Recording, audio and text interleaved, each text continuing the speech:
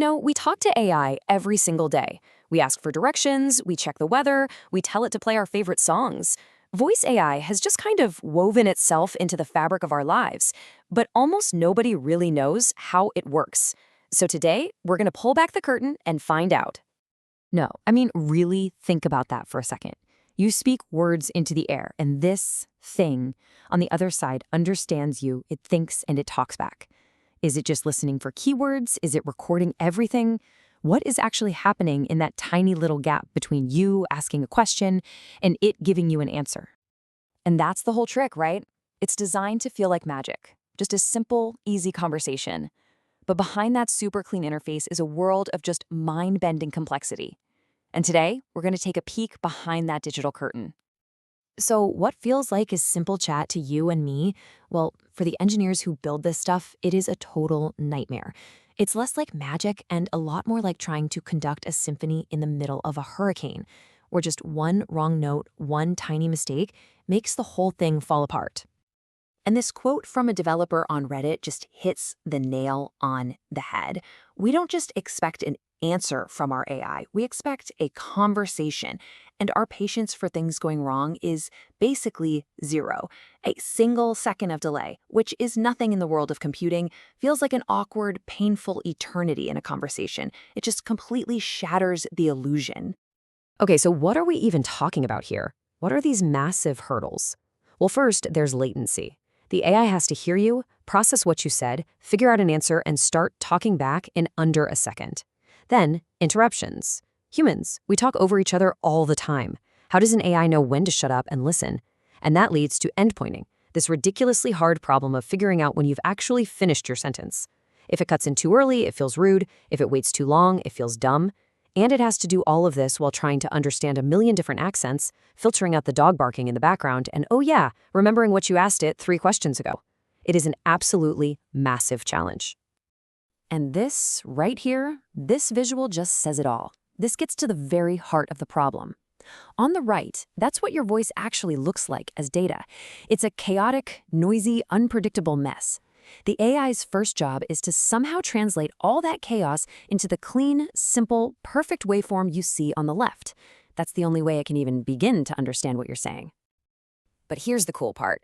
For every single one of those nightmare problems, there are brilliant people out there coming up with some incredible solutions. So let's talk about the new superpowers that are making voice AI not just possible, but actually really, really powerful. All right, so how does an AI actually listen? How does it go from sound waves in the air to actual text? Well, first, a mic captures your voice and turns it into digital data. Then the AI gets to work, breaking that data down and extracting key features, stuff like pitch and volume, to create a kind of fingerprint of the sound. The next step is acoustic modeling, where the system tries to match those fingerprints to basic phonetic sounds to form words. But, is it there, or there? That's where the language model comes in. It looks at the whole sentence and figures out the most likely sequence of words. And finally, it spits out the final text, complete with punctuation and formatting. Okay, let's get into these superpowers. First up, speaker diarization. Sounds complicated, but it's simple. It's just the AI's ability to tell different people apart in the same conversation. It can figure out, okay, that was person A, now person B is talking. This is absolutely crucial if you want to, say, automatically get a transcript of a business meeting and know who said what. Next up, and this one is a little bit wild, is voice cloning.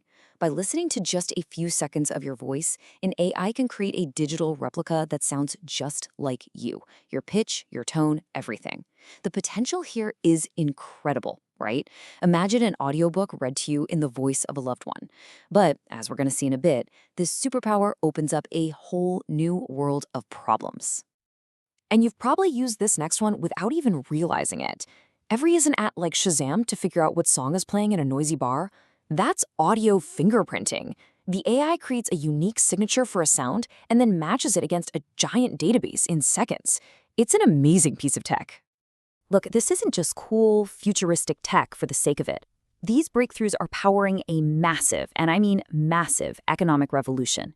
Let's dig into how this is completely changing the way business gets done. Let me just throw a number at you. $47.5 billion. That's how big the voice AI market is expected to be by 2034. And it's growing at almost 35% per year. That's not just growth. That's an explosion. This stuff is being baked into everything, and big money is flowing in. Okay, so if you're a business spending millions on this stuff, how do you know it's working? Well, they basically track success in three big areas. First, just raw AI performance. Like how often does the AI actually solve a customer's problem without needing to escalate to a human? That's the resolution rate. Then they look at the operational impact. Are we saving money? And finally, the big one, business impact. Are customers actually happier after talking to the AI? And the results? I mean, they speak for themselves. This isn't just tweaking a few things here and there.